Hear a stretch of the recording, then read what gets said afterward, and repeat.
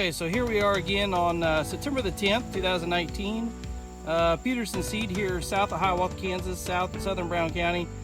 Taking a look at, this is a non-irrigated plot, 30-inch rows, probably planted mid-May time frame. Got probably an initial drop of 31,000. What we're looking at today is 1563AM from the Pioneer lineup. With me is Kyle Meenen. Kyle, is there any characteristics about 1563 that kind of stick out to you? I would say the main one is this is a white cob corn, which we only have one other white cob corn, which is 1366. This plant is a shorter statured plant, 115-day hybrid. It kind of brings great plant health to the table.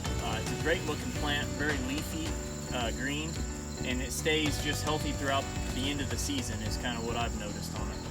So what about plant structure, or plant stature, I guess it may be? Is this a corn that some of these fuller season corns can really get some height to them? Is this a corn that can really get up there and go, or what do you anticipate? This corn, for its maturity, is very short. They basically call it a shorter statured corn. I would say it's a good fit for some bottoms where it wouldn't get terribly tall like some of those other ones would, or if you're worried about some wind. This hybrid stays fairly short. You don't have to worry about it. Maybe greens happen in the fall. This plant in general has decent yield potential and high flex as well. So being a 115-day hybrid, it gives you a little bit more time to fill that ear. So what about? It looks like ear placement's really good on this corn. Is that something that could be an advantage to this corn as well? Being a shorter statured plant, it still has good ear height, so you're not going to have to worry about this plant shrinking down and putting those ears so low that we can't pick them up and come harvest time. So is this a corn from last year? I think this is the second year that this corn has been out. Last year, how did it perform last year? In this neck of the woods we were pretty dry. Did it hang in there? We had limited looks last year, but we were very impressed with this hybrid in general. Its potential to stay very consistent is something that I really like.